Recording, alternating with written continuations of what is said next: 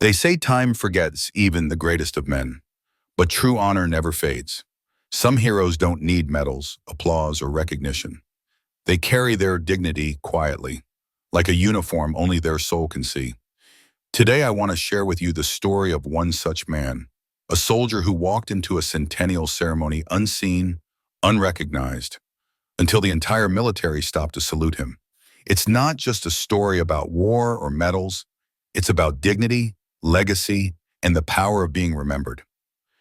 If you believe in honoring those who came before us, stay with me through this story. And don't forget to follow, like, and leave your thoughts, because remembering together is how legacies live on. The centennial celebration at Westbrook Military Academy was meant to be flawless, the kind of event remembered in photographs and documentaries for decades to come. The air itself seemed dressed in ceremony, a crisp autumn chill carrying with it the scent of polished brass, waxed floors, and cut grass. Banners of blue and gold fluttered from iron posts, casting bright shadows across the stone courtyard.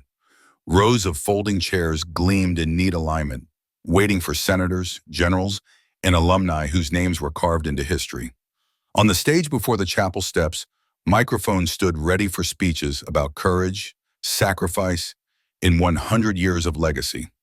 Cadets bustled about with precision, their uniforms sharply pressed, shoes clicking against cobblestones like a practiced symphony of discipline. They escorted dignitaries with polite bows, checked seating assignments, and directed chauffeurs who pulled sleek black cars to a halt at the edge of the quad. Every detail had been timed to the second, every movement rehearsed, every salute perfected. This was not just another gathering, it was a performance of tradition, broadcast live to families across the nation. And then, along the north path where the old oak trees arched like centuries, an unexpected figure appeared. He came not in a car, not accompanied by aides or ceremony, but on foot. His coat, once military issue perhaps, was worn to threads at the shoulders, its color faded beyond recognition between gray and green. A cane struck the cobblestones in steady rhythm, not for display, but necessity. His back was bent with age, his breath visible in the morning chill. But there was an undeniable uprightness in his spirit. Pinned to a frayed lanyard at his chest hung an ID badge, cracked, yellowed, barely legible. A photograph of a young man in cadet cap stared back faintly through the fading plastic. The words beneath it, Westbrook Military Academy. Joseph Grant, class of '4, two junior officers noticed him as he reached the perimeter cordon. They were barely 30, their hands resting confidently at their belts, earpieces gleaming against freshly cropped hair. The taller of the two stepped forward with practiced courtesy. "Good morning, sir. Credentials, please." The old man handed over his badge without hesitation, his eyes steady, his movement free of defensiveness. The lieutenant scanned it once, frowned, then tried again as though a second look might make the numbers align with modern systems. "Sir, this ID isn't scannable. Do you have a QR code or printed registration for today's event?" Joseph Grant shook his head slowly. His voice, when it came, was low but steady. "No, I trained here many years ago. I only hope to watch." The second officer tapped quickly on a tablet, entering the name. His brow furrowed. "You're not on the guest list, sir." The words landed without cruelty, but they were final. Joseph's lips curved into the faintest of chuckles. "I suppose I've lived too long for the system to remember me." The younger officer attempted a kind smile, though his tone remained firm. "It's not that, sir. Protocol requires us to admit only registered guests and VIPs. We can't make exceptions." Joseph nodded, neither arguing nor pleading. "I understand you're doing your job." There was no bitterness in his words, only the weight of resignation, the sort that comes not from disappointment alone, but from decades of knowing what it feels like to be forgotten. He tucked the badge carefully back into his pocket, turned, and began walking away. His cane tapped a slow rhythm against the stones as though marking each step into invisibility. The taller lieutenant watched him leave, something uneasy stirring in his chest, but discipline held him still. Orders were orders, and this was no ordinary day. Cameras, generals, senators, even a cabinet official. Too much was at stake for one unverified man. Joseph circled the long perimeter of the courtyard, moving farther than his knees preferred, past the statue of the Academy's founders, past the fencing range where decades ago he had once trained with bayonets under the hot sun. He did not stop until he found a quiet spot near the back, behind the last row of chairs, where a low stone planter offered just enough height to rest upon. The grass was still wet with dew. No spotlight reached him there. He eased himself down, setting the cane beside him, rubbing his stiff knee with the patience of practice. From his coat pocket, he pulled the old badge again and studied it, fingers tracing the faded photograph. In the silence, memories swelled, the smell of chalk dust in classrooms, the clang of sabers against rifle barrels, the way drill instructors barked his name until it burned into his bones. Faces returned to him. Young men in their prime, comrades who had laughed, sweated, fought beside him. Not all of them had made it home. A voice boomed suddenly from the loudspeaker, jolting the morning stillness. "Ladies and gentlemen, welcome to the Westbrook Centennial Ceremony. Please rise for the presentation of colors." All around him, chairs scraped and rustled. Joseph pushed himself upright with the aid of his cane, breath heavy but steady. As the flag emerged, carried by cadets whose uniforms gleamed as if fresh from the tailor, he raised his hand to his brow. The salute was slow, deliberate, and unwavering, though his arm trembled faintly with age. No cameras turned toward him, no dignitaries saw. The world's attention was fixed elsewhere, yet Joseph stood all the same, a lone figure saluting a flag that had outlasted both youth and memory. The anthem thundered and faded. Applause rippled across the quad as officials settled into their seats. On stage, Major General Thomas Reed stepped to the podium, his chest broad beneath medals, his voice confident. "Today, we gather to honor a century of tradition, 100 years of courage, discipline, and legacy." The crowd clapped, cameras clicked, and speeches began rolling like drums of history. At the far edge, Joseph sat again in silence. The ache in his back was sharp, but sharper still was the truth gnawing at him. No one here knew who he was, and perhaps no one cared. His name was absent from programs, his contributions absent from official records. He had lived long enough to become invisible. Yet, even as that quiet truth pressed heavy upon him, there was no bitterness in his eyes. Instead, there was patience. The patience of a man who knew that some things mattered even if unseen. He had not come for applause, nor for acknowledgement. He had come for memory. To hear the hymns one more time, to see cadets march across the same stone he had once trod as a boy, to witness the passing of legacy, even if his part of it remained unwritten. He adjusted the badge once more in his hand, the cracked plastic warm against his palm. Around him, people bustled, cameras turned, speeches rolled on. But Joseph Grant sat quietly, waiting. History was in the crowd that day, though no one recognized it yet. And before the sun set over Westbrook, history would no longer be ignored. Hours before the band struck the opening notes and the dignitaries filled their seats, Joseph Grant had tried one more time to be recognized. His steps had been slow but deliberate as he approached a registration table near the east side of the parade grounds. Cadets in crisp uniforms handled clipboards and tablets, their faces bright with the pride of being part of such a historic day. Joseph removed his hat politely and leaned on his cane. "Excuse me, son," he said to the young man behind the table. His voice carried warmth, the tone of someone who had addressed cadets long before this boy was born. "I was hoping to check in. I'm from Class 0. The cadet looked up, puzzled. "Sir, our records begin with Class 1, 1924. Joseph chuckled softly, not with ridicule, but with patience. "That's because Class 0 was a pilot program.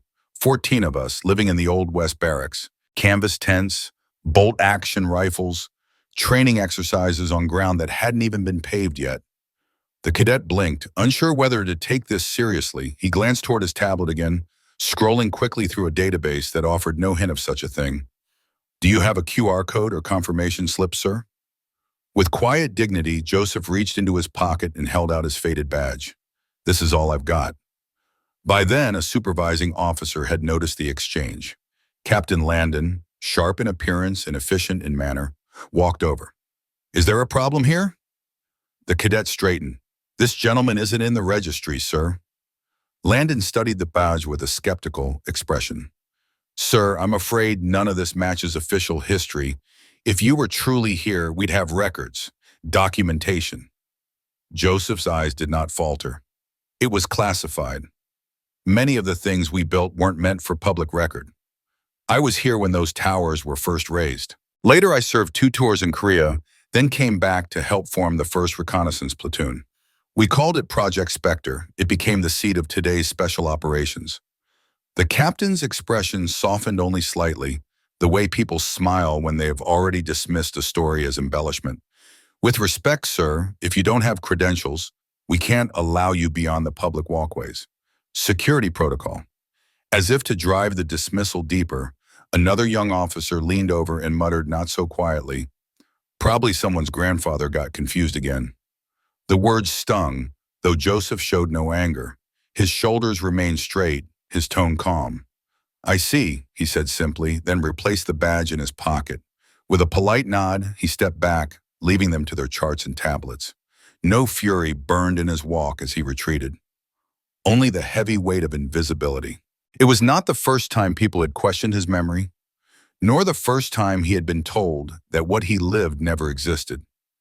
That was the nature of classified missions. When the war ends, the record is silence. He wandered past statues erected decades after his time, bronze faces of men he remembered as young lieutenants. He touched the stone base of one monument lightly, recalling the day it was hoisted into place by cadets whose names, too, were already forgotten.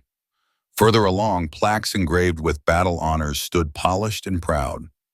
Joseph had lived those years, fought alongside men who bled for those campaigns. Yet his name, his platoon, remained absent from every inscription. The courtyard buzzed with chatter and ceremony, but Joseph's journey was inward. He remembered Korea, the bitter cold that gnawed at bones, the nights when enemy fire tore through forests, the silence afterward when the living counted themselves and the dead were carried away.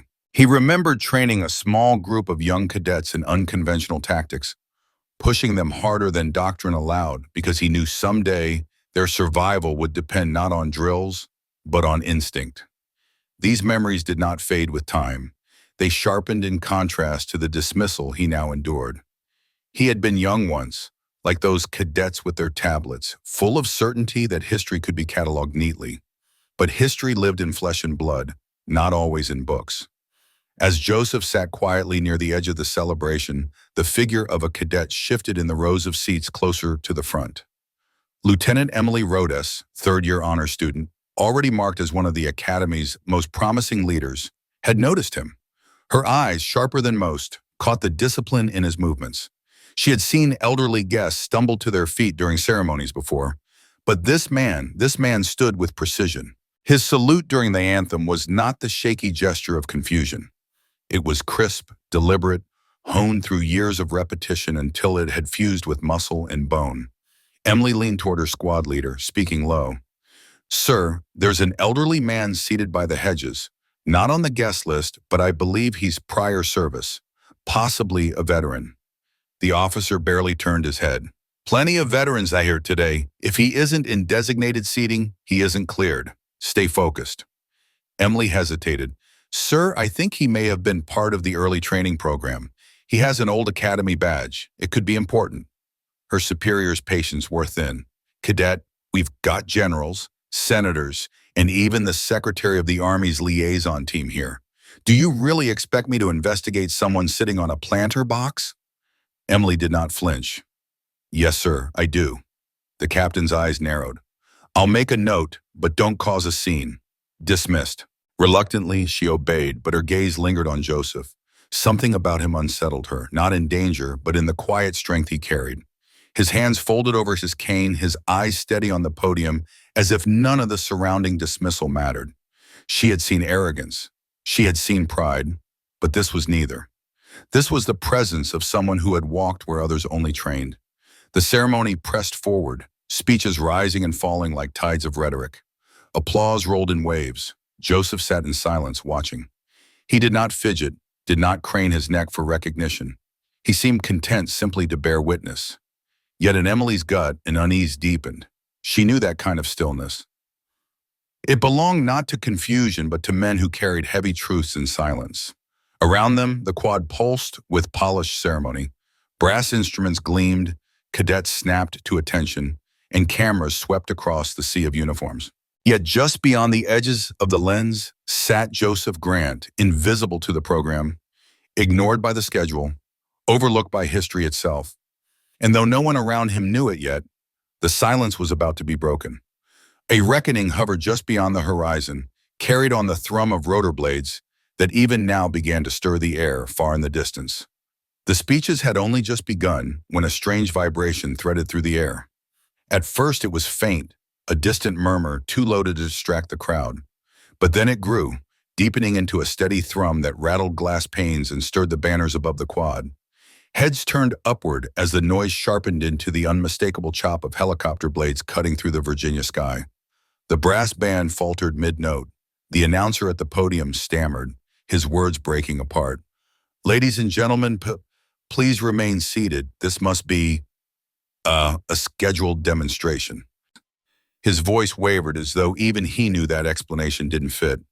From beyond the tree line to the north, a black silhouette materialized. It grew larger, descending with controlled precision until the markings along its fuselage caught the sunlight. Gasps rippled through the audience. It wasn't just any aircraft. It bore insignias of elite units, Navy SEALs, Army Rangers, Delta Force. Symbols rarely displayed together, much less in public. The Black Hawk's landing gear pressed into the field, grass bending beneath its weight. Rotor wash whipped through the quad, scattering papers, tugging at uniforms, and shaking the carefully staged perfection of the event. Security officers rushed toward the perimeter, radios crackling, but no one moved to intervene. There was a gravity about the arrival that seemed to silence authority itself. The side doors slid open. One by one, 12 figures stepped out. Dressed in formal black uniforms marked with the emblems of every special operations branch, they moved in formation with the precision of a single heartbeat. Their boots struck the ground in unison, the sound echoing like a drumbeat of inevitability. They were not there for spectacle. They were there for something far older, far deeper. All eyes tracked them as they advanced. Every general on the stage stiffened, some rising halfway as if to receive them. The superintendent clutched his notes, uncertain whether to pause the program or pretend nothing unusual was happening. Senators whispered among themselves, their faces pale, but the soldiers did not turn toward the dignitaries. Their formations split the central aisle, cutting straight through the neatly arranged rows of cadets and officers. Heads swiveled in confusion, cameras swung frantically to follow. Some guests applauded tentatively, thinking it was part of the centennial program. Yet no choreography in the world could explain the solemn weight that accompanied them. At the front of the formation walked a man taller than most, his shoulders broad, his presence undeniable. Silver hair showed beneath his officer's cap, but it did nothing to dim the authority carved into his every step. On each shoulder, 4 gleaming stars caught the sunlight. General Marcus Leland, commander of Joint Special Operations Command, one of the most decorated living officers in the nation's history. The announcer's voice cracked again over the microphone. Ladies and gentlemen, please welcome General Leland." But Leland did not acknowledge the stage. He did not turn toward the secretary's liaison, nor the line of decorated generals waiting to shake his hand. He kept his eyes fixed on one direction, beyond the crowd, beyond the stage, toward the far edge of the quad, where a lone figure sat quietly on a stone planter. The tension was electric. People shifted in their seats, murmurs spreading like sparks. Who was he looking at? Joseph Grant noticed the movement long before others understood. Slowly, carefully, he pressed his hand against his cane and rose to his feet. His back was stiff, his legs heavy, but his posture held steady as if he had been preparing for this moment all his life. The general reached him. For the briefest second, the two men simply looked at each other. No words, no introductions, just recognition in its purest form. Then, in front of the entire academy, General Leland raised his right hand and delivered a crisp, flawless salute. The world seemed to stop. Behind him, the 12 operators snapped into perfect stillness and mirrored the gesture. 12 salutes, 12 warriors standing at rigid attention before a man no one else had acknowledged minutes earlier. Joseph's eyes glistened faintly as he returned the gesture. His arm trembled under the weight of arthritis, but his hand reached his brow with unwavering precision. The salute was flawless, carved from memory, carried by decades of discipline. Gasps broke the silence. The crowd erupted into whispers, confusion sweeping through rows of uniforms and dignitaries. The same young lieutenants who had turned Joseph away earlier now sat frozen, their mouths dry, their eyes wide. Leland lowered his arms slowly, then turned to face the audience. His voice carried without microphone, weighted by authority that no amplifier could replicate. "You've heard stories today about this academy's legacy," he began, each word deliberate, steady. "You've heard about its founders, its traditions, its heroes." He paused, eyes sweeping the assembly. "But none of it would exist without this man." His hand gestured toward Joseph, who remained standing, silent, cane in hand. The crowd shifted uneasily, trying to reconcile the image of the frail old man with the reverence radiating from the general and his soldiers. "This," Leland said firmly, "is Colonel Joseph Grant, United States Army, retired, Class 0 of Westbrook Academy." A hush swept across the field, heavier than any silence before it. Students looked at one another, astonished. Officers exchanged uncertain glances. Joseph himself did not move, his face calm, his presence unshaken. The general's voice hardened with memory. "When I was 22, a young lieutenant in Cambodia, my team was trapped behind enemy lines. 17 kilometers of jungle, enemy fire closing in, no communications, no backup. We should not have survived." His eyes turned to Joseph, his expression softened by gratitude. "But this man, at 50 years old, led 3 of us through enemy territory. He carried us, shielded us, and brought us home. I was one of them." The silence deepened, not disbelief, but realization. He trained the 1st Recon Platoon at this academy. He walked these grounds before there were paved roads, before the records even began. The tactics you study, the doctrines you memorize, they started with him. When others wrote manuals, he wrote them in the field. When others gave speeches, he gave blood. The weight of his words pressed down on the assembly. The cadets in the front row shifted uneasily, humbled. Generals who had expected to be honored now sat in silence, their authority paling before the legacy revealed in front of them. Joseph remained still, his salute lowered now, his eyes unwavering. He had not asked for this. He had not come for recognition. Yet the truth had found its way to him, carried by men who had never forgotten.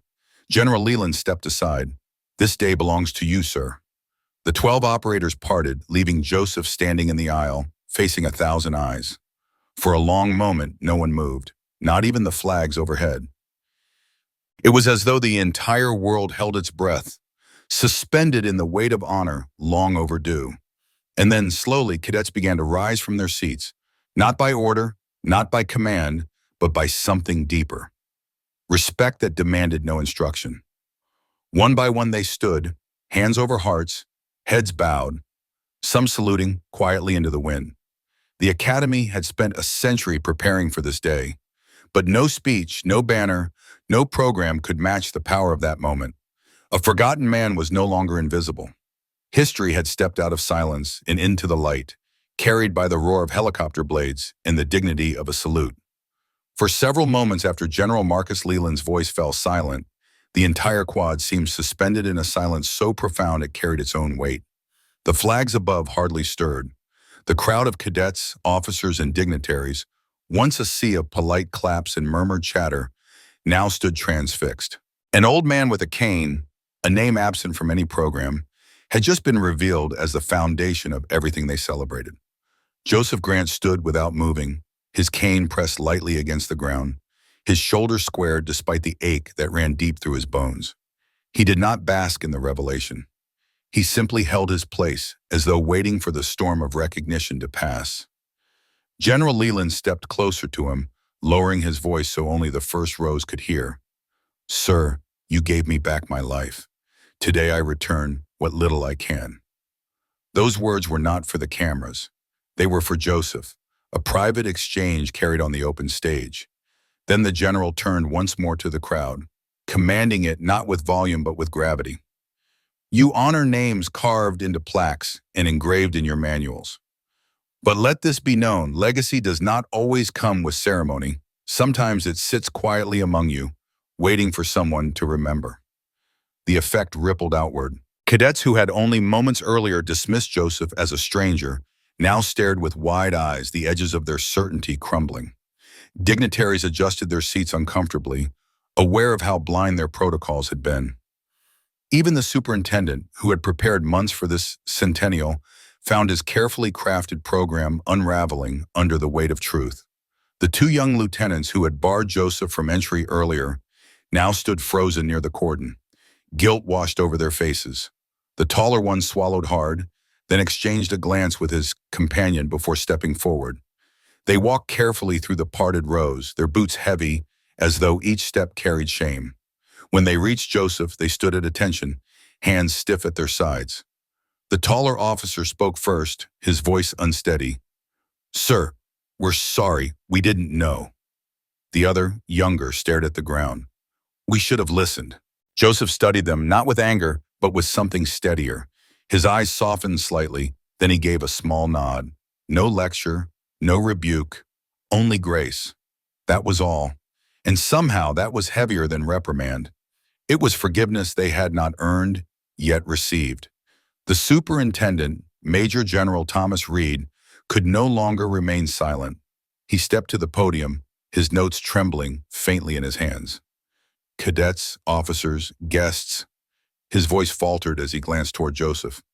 "Today, we were reminded that history doesn't always wear a uniform in plain sight, that some of the greatest contributions leave no trail in records, but endure in the lives they saved." He gestured toward the flagpole at the edge of the quad, where two cadets unfurled a new banner prepared quietly as a contingency but never expected to be revealed so soon. Its fabric caught the light, deep navy blue with gold-stitched lettering. The Joseph Grant Training Center.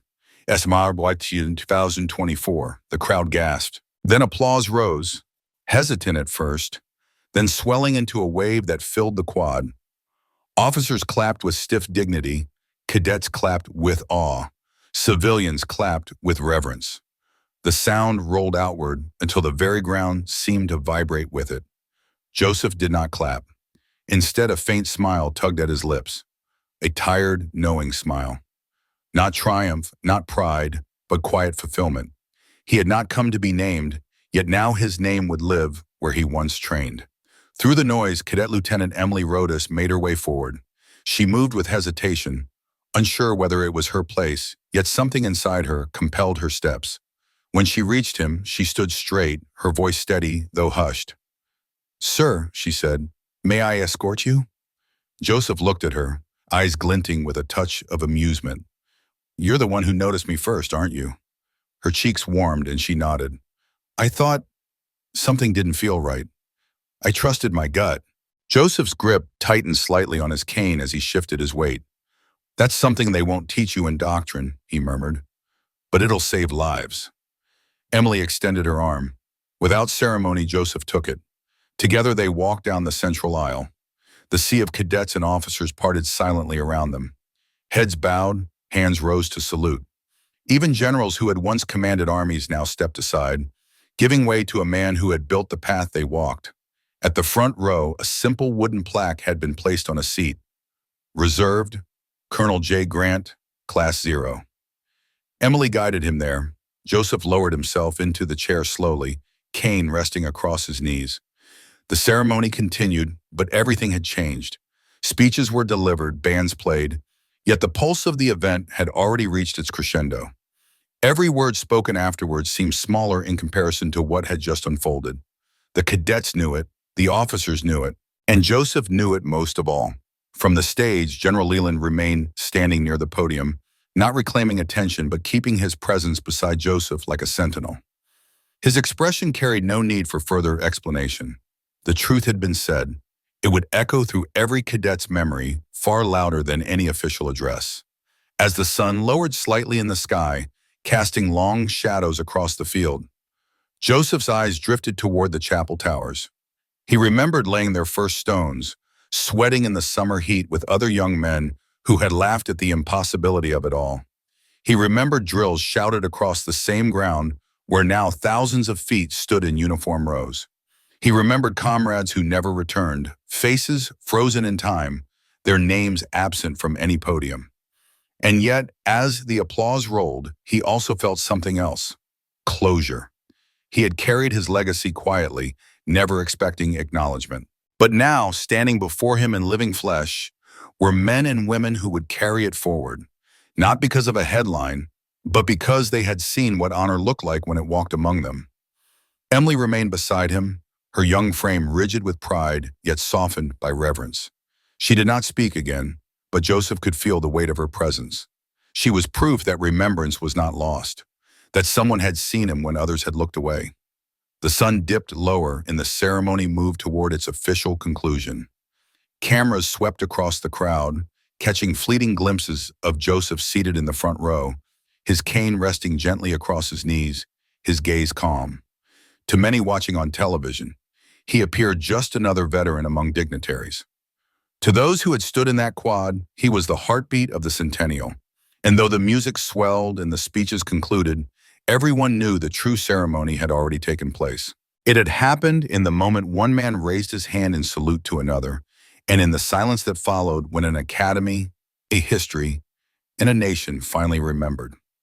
Years passed after that centennial day, yet the memory of it lingered like an echo through the halls and fields of Westbrook Military Academy. What had begun as a tightly choreographed celebration of 100 years became remembered as something far greater: the day the Academy rediscovered one of its own. The Joseph Grant Training Center rose quickly on the east side of campus. Its brick walls carried the same shade as the older buildings, but inside it gleamed with modern facilities: simulation rooms, strategy halls, obstacle courses tailored for the next generation of soldiers. At its entrance, a bronze plaque read simply, "In honor of Colonel Joseph Grant, Class 0, a foundation unseen, now remembered." Cadets marched past it daily. Some paused to read the inscription, others hurried by, focused on their drills. Many knew the broad outline of the story: an old soldier overlooked, later saluted by generals, his name carved into history. Yet few understood the details. That was the way of time, legends often condensed into symbols. But one cadet turned officer never let the memory fade.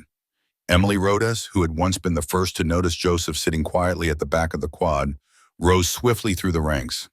Her instincts, once brushed aside, proved invaluable in training and in the field. Years later, decorated with commendations of her own, she returned to Westbrook, not as a cadet, but as an instructor. On her first day leading a group of new recruits, she stood at the edge of the parade ground. The air carried the same crisp sharpness she remembered from her cadet years, though the quad looked subtly different. The banner of the Joseph Grant Training Center fluttered in the distance, a constant reminder of what she had witnessed. "Cadets," she began, her voice steady, carrying over the line of fresh uniforms before her, "you will hear much about leadership here, about strength, about courage, about the victories you must achieve." She paused deliberately, letting silence fall. "But there is something more I want you to understand. I was here the day Colonel Joseph Grant was recognized." The recruits shifted, curiosity sparking in their eyes. They had heard his name, but to hear it from someone who stood there lent the story weight. "I thought I knew what honor meant," Emily continued. "For years I believed it was about medals, or commanding respect through rank. But that day I saw a man who carried honor so quietly, it didn't need to be spoken. He sat unseen, dismissed, forgotten. Yet when the truth came to light, every soldier, every general, every cadet in this academy stood to their feet, not because they were ordered, but because dignity compelled them." She turned, gesturing toward the training center. "That man never asked for recognition. He never demanded a stage. He showed us that honor doesn't shout. It doesn't push its way forward. It stands steady until the world remembers." The recruits stood in silence, absorbing her words. Emily knew they might not grasp the full depth yet, but someday in the field, when they face the weight of invisibility or the temptation of arrogance, the lesson might return to them. As the years stretched onward, Joseph's presence became more than a plaque. His name was etched into memory not by programs or manuals, but by stories whispered in the dormitories, repeated during long marches, carried in the voices of instructors like Emily. Cadets spoke of the old man who saluted alone and the general who bent his ceremony toward him. Over time, myth and truth blended, but the essence remained. He had walked these grounds before them, and his shadow still lingered. Historians later pieced together fragments of his service.